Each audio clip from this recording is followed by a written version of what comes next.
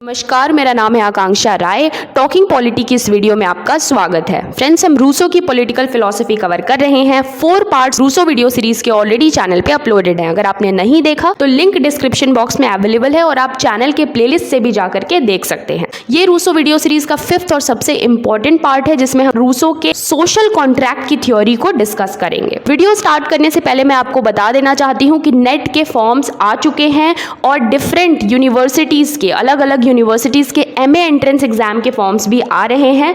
तो अगर आपने पढ़ाई स्टार्ट कर दी है और आप एमसीक्यू क्वेश्चंस प्रैक्टिस नहीं कर रहे हैं तो अभी रुक जाइए और पढ़ाई के साथ साथ ही जितना आप थ्योरीज और कॉन्सेप्ट्स पढ़ते हैं उतना ही एमसीक्यू प्रैक्टिस करना भी शुरू कर दीजिए। बिल्कुल वेट मत करिए कि पूरा सिलेबस कंप्लीट हो जाने के बाद आप एमसीक्यू प्रैक्टिस स्टार्ट करेंगे। फर्स्ट डे से ही थ्योरी के साथ साथ एमसीक्यू प्रैक्टिस करना बहुत इंपॉर्टेंट है कोई भी एंट्रेंस एग्जाम क्रैक करने के लिए जिसमें एमसीक्यू क्वेश्चंस पूछे जाते हैं। मैं स्पेशली पॉलिटिकल साइंस के फील्ड की बात कर रही हूँ। आपकी सुविधा के लिए हमने पिछले साल हिंदी में क्विज बैच लॉन्च किया था, जिसमें से बहुत सारे बच्चों ने नेट जेआरएफ क्रैक किया, डिफरेंट यूनिवर्सिटीज के एंट्रेंस एग्जाम्स क्रैक किए, यहाँ तक कि असिस्टेंट प्रोफेसर के एग्जाम्स भी क्रैक किए, जहाँ पे MCQ question based exam conduct कराया जाता है। आपकी सुविधा के लिए इस बार हमने इंग्लिश में भी बैच लॉन्च कर दिया है। तो टेलीग्राम पे हमारा हिंदी और इंग्लिश दोनों लैंग्वेजेस में क्विज बैच रन कर रहा है, जहाँ पे रोज आपको 100 क्वेश्चन लाइव प्रैक्टिस कराया जाता है दूसरे स्टूडेंट्स के साथ, जहां पे आप अपना रैंक भी देख सकते हैं और डेली अपना परफॉर्मेंस भी देख सकते हैं। और लाइव टेस्ट खत्म होने के बाद आप पीछे जा करके क्वेश्चंस को रिव्यू भी कर सकते हैं जितनी बार आप चाहें। फी बहुत ही मिनिमल रखी गई है। बाकी की इंफॉर्मेशन के लिए आप स्क्रीन पर दिए गए नंबर पर व्हाट्सएप मैसेज करके इंफॉर्मेशन ले सकते हैं।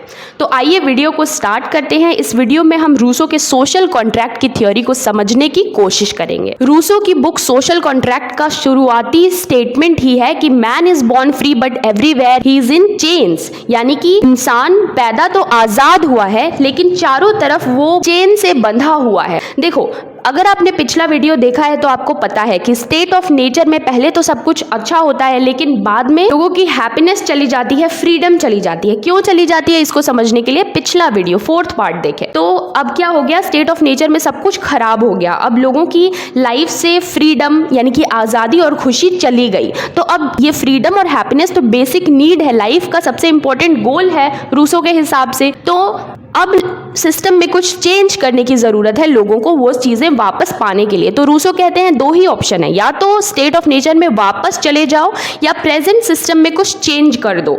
तो स्टेट ऑफ नेचर में वापस जाना पॉसिबल नहीं है, क्योंकि रूसो कहते हैं कि अगर आप जंगल से किसी जंगली जानवर के बच्चे को ले आकर के घर में उसको पालतू बना लेते हो तो वापस से उसको जंगल में छोड़ दोगे तो वो मर जाएगा। ठीक उसी तरह से स्टेट ऑफ नेचर से जब इंसान बाहर आ चुका है तो वापस स्टेट ऑफ नेचर में जाकर वो सर्वाइव नहीं कर पाएगा। This is not practical according to Rousseau. तो अब क्या करना होगा, प्रेजेंट सिस्टम में ही कुछ चेंजेस करना होगा। अच्छा, बहुत सारे बच्चे कमेंट बॉक्स में क्या करते हैं, कुछ ऐसे क्वेश्चंस पूछते हैं कि अगर इतना ही सब कुछ आसान है, प्लेटो से क्वेश्चन पूछते हैं कि इतना ही सब कुछ आइडियल है तो फिर इस वर्ल्ड में इतनी प्रॉब्लम्स क्यों हैं। तो उन स्टूडेंट से मैं कहना चाहती हूँ कि आप उस समय की चीज़ों को अभी से कंपेयर करके मत देखो। उस वक्त इंटरनेट नहीं था, गूगल नहीं था, इतनी सारी इन्फॉर्मेशन नहीं थी, इतना लोगों का कम्युनिकेशन नहीं था एक दूसरे से। तो उस वक्त जो फिलोसोफर्स की सोच थी वो उस समय के हिसाब से थी। तो वहाँ उस समय में जा करके चीज़ों को समझने की कोशिश करो। अभी से रिलेट करके इस तरह के क्वेश्चंस आप अपने दिमाग में ना लाएं, और अगर आते भी हैं तो वही क्लियर करने के लिए मैंने यहाँ पे पॉज लेकर 2 मिनट आपको समझाया। और मैं इस चीज़ पर एक और वीडियो भी बनाना चाहती हूँ इस टॉपिक पे, या हम लाइव सेशन करेंगे जिसमें हम ये सारी चीजें डिस्कस करें। तो रूसो के हिसाब से क्या होना चाहिए कि स्टेट ऑफ नेचर में वापस जाना प्रैक्टिकल नहीं है, तो प्रेजेंट सिस्टम में कुछ चेंजेस करने की जरूरत है। तो लोग यही ऑप्शन चूज करेंगे कि हाँ चलो प्रेजेंट सिस्टम में कुछ चेंज करते हैं। अब हमारी जिंदगी से खुशी और आजादी, हैप्पीनेस, फ्रीडम जा चुका है और ये हमारी लाइफ का बेसिक नीड है, हमारी लाइफ का एम है। तो अब हमें सिस्टम में कुछ चेंज करने की जरूरत है। तो यहीं पे सोशल कॉन्ट्रैक्ट का कॉन्सेप्ट आता है। अब देखो क्या चेंज किया जा सकता है। तो हर इंसान in order to be free and happy, आज़ाद और खुश होने के लिए 2 कंडीशंस पर एग्री करेगा। क्या है वो 2 कंडीशन? तो रूसो कहते हैं कि फ्री होने के लिए, आज़ाद होने के लिए we are suppose to be ruled by laws made by ourselves, मतलब कि हम जो खुद से अपने लिए कानून या लॉ बनाएंगे उसी के द्वारा हमें रूल किया जाए तो ही हम आज़ाद हैं। और दूसरा वो क्या कहते हैं कि असली रियल सेंस में फ्री होने के लिए we will be participating in law making with our real will, मतलब लॉ मेकिंग में हम अपने रियल विल के साथ पार्टिसिपेट करेंगे। अब ये रियल विल का कॉन्सेप्ट क्या है आगे हम डिस्कस करेंगे। वीडियो के बीच में कोई भी कंफ्यूजन होती है तो पेशेंस रखिए, वीडियो को एंड तक देखिए एंड आई मेक श्योर कि आपको सब कुछ समझ में आ जाएगा। तो रूसो कहते हैं कि खुश और आज़ाद होने के लिए, फ्री और हैप्पी होने के लिए लोगों को 2 कंडीशंस पे एग्री करेंगे। पहला क्या कि हम ऐसे रूल्स, ऐसे लॉज के थ्रू हमें गवर्न किया जाए जो हमने खुद बनाया हो, और वो लॉ बनाने में हम पार्टिसिपेट करेंगे, अपने रियल विल के साथ पार्टिसिपेट करेंगे। So people will enter in the contract and decide to act according to their real will. तो लोग सोशल कॉन्ट्रैक्ट में एंटर करेंगे, आपस में सभी मिल करके एक कॉन्ट्रैक्ट करेंगे और अपने रियल विल के हिसाब से एक्ट करने का डिसाइड करेंगे। अब ये रियल विल क्या है? देखो, रूसो कॉन्सेप्ट देते हैं विल का। वो कहते हैं कि ह्यूमन विल, जिसको वो पर्टिकुलर विल कहते हैं, किसी पर्टिकुलर इंडिविजुअल का विल यानी कि ह्यूमन विल 2 तरह का होता है, एक्चुअल विल और रियल विल। आप समझ लो एक्चुअल विल बुरा है और रियल विल अच्छा है। अब इसको एकदम से एग्जैक्ट एज इट इज कहीं लिख नहीं देना है जाके, मैं बस समझाने के लिए बता रही हूँ आपको कि ह्यूमन का जो इंडिविजुअल पर्टिकुलर इंसान का जो विल है, जिसे रूसो ह्यूमन विल कहते हैं, वो ह्यूमन विल 2 तरह का होता है, एक्चुअल विल और रियल विल।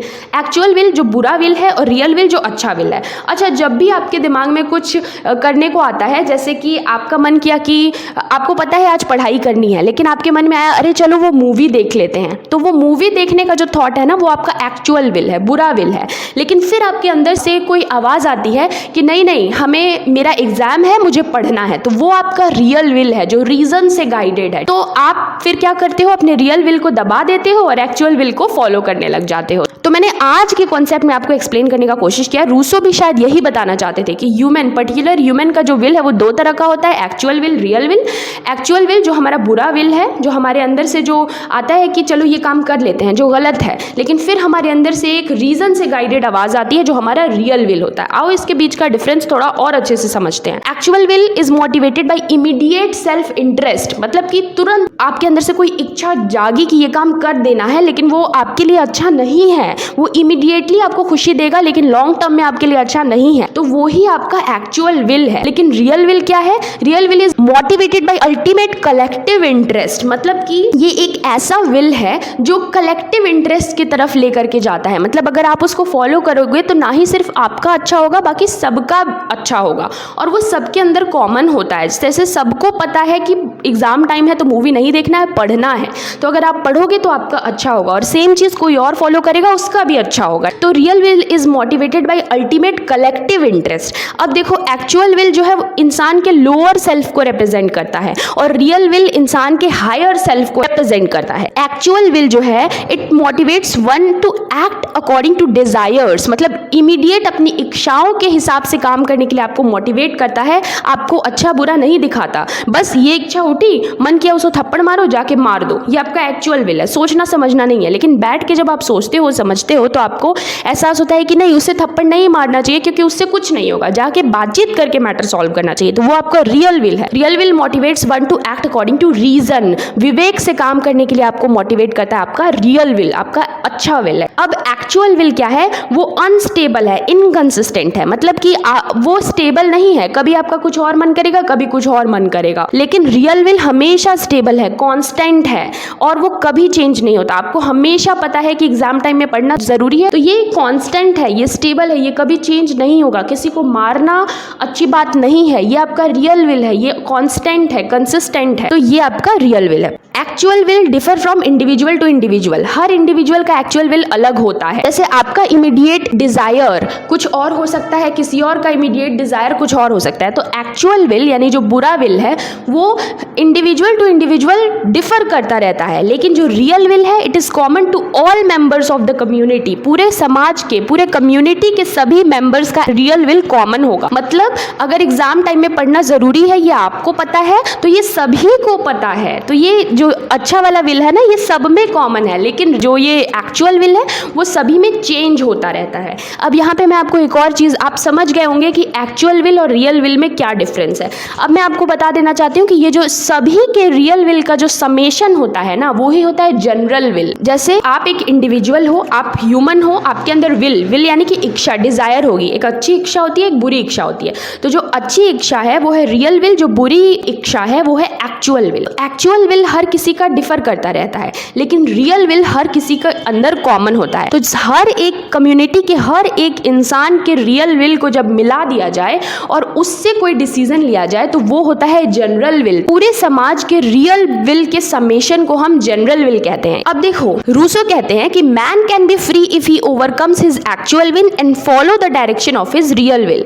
रूसो कहते हैं कि इंसान तभी आजाद और खुश हो सकता है जब वो अपने एक्चुअल विल को ओवरकम करे और अपने रियल विल, उसका रियल विल, उसके अंदर की रीजन से गाइडेड जो विल की आवाज है उसको सुने अगर, तो वो फ्री हो सकता है, आजाद हो सकता है। देखो प्रॉब्लम क्या था, स्टेट ऑफ नेचर में फ्रीडम और हैप्पीनेस जा चुका था। अब उसको रिस्टोर करना बहुत जरूरी था, क्योंकि ये लाइफ का सबसे इंपॉर्टेंट गोल है किसी भी इंसान के। अब उसके लिए इंसान क्या करता है, सोशल कॉन्ट्रैक्ट करता है। अब ये सोशल कॉन्ट्रैक्ट क्या है, देखो इंसान कहता है कि हम तभी फ्री और आजाद हो सकते हैं जब ऐसा लॉ हमें गवर्न करे जो हमने खुद बनाया हो और जिसको बनाने में हमने खुद पार्टिसिपेट किया हो, अपने एक्चुअल विल से नहीं, अपने रियल विल से। समझ गए? तो जब सभी अपने real will say law making में पार्टिसिपेट करेंगे तो जनरल विल से लॉ बनेगा, और उस लॉ से जब हमें गवर्न किया जाएगा तो हम फ्री और आजाद महसूस करेंगे। क्यों? क्योंकि तब हमारे मन में क्या होगा कि सभी लोग अपने द्वारा बनाए गए, अपने थ्रू बनाए गए लॉ से ही गवर्न हो रहे हैं, और वो भी अपने एक्चुअल विल से नहीं, सभी अपने अपने रियल विल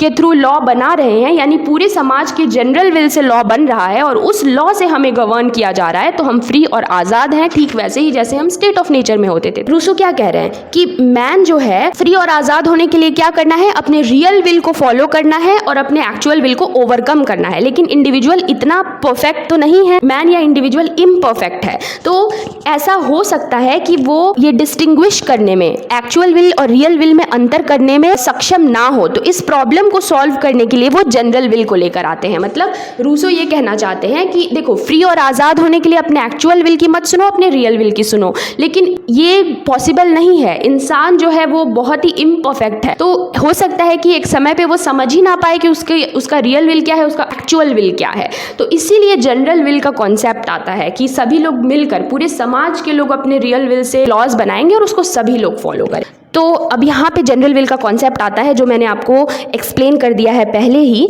कि सभी इंडिविजुअल के रियल विल के समेशन को हम क्या कहते हैं, जनरल विल कहते हैं। इस डायग्राम को समझने की कोशिश करिए। ये जो ओवल शेप्स बने हुए हैं वो सारे इंडिविजुअल्स हैं, और ये जो सर्कल बना हुआ है वो सभी इंडिविजुअल के रियल विल के समेशन को दिखा रहा है। तो हर एक इंडिविजुअल के अंदर दो विल है, एक एक्चुअल विल बुरा विल और एक रियल विल अच्छा विल।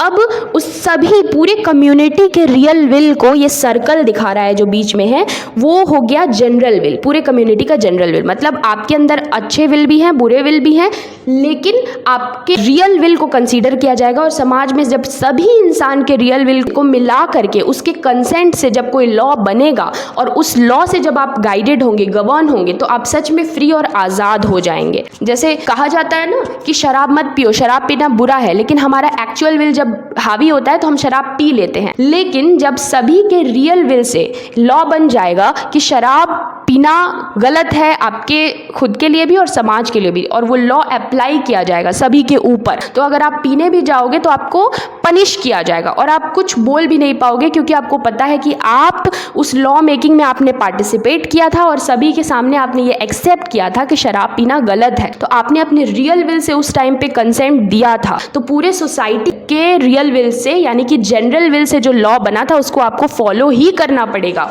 और तब आप शराब नहीं पियोगे और तब आप फ्री और आजाद और खुश रहोगे हमेशा। देखो अब क्या होगा, लोग सोशल कॉन्ट्रैक्ट करेंगे, आपस में समझौता करेंगे, पूरे कम्युनिटी का जनरल विल डिसाइड होगा। मतलब सभी के रियल विल को इकट्ठा करके एक जनरल विल के थ्रू लॉ बनाया जाएगा। अब now people will act according to laws made on the basis of their general will. अब लोग क्या करेंगे, उस लॉ के अकॉर्डिंग एक्ट करेंगे, काम करेंगे, जो पूरे समाज के रियल विल के समेशन यानी जनरल विल के थ्रू बना है। यानी कि अब लोग उस लॉ को फॉलो करेंगे जो उन्होंने खुद बनाया है, वो भी अपने रियल विल से यानी अपने हायर सेल्फ से। So people will be able to enjoy freedom and happiness. तो अब पहले की तरह ही जैसे वो स्टेट ऑफ नेचर जब अच्छा था तो उसमें फ्रीडम और हैप्पीनेस को एंजॉय कर पाते थे, ठीक उसी तरह से अब सोशल कॉन्ट्रैक्ट करने के बाद लोग प्रेजेंट टाइम में भी फ्रीडम और हैप्पीनेस को एक्सपीरियंस कर पाएंगे। तो following general will is like following one self, मतलब जनरल विल को फॉलो करना ठीक वैसा ही है जैसे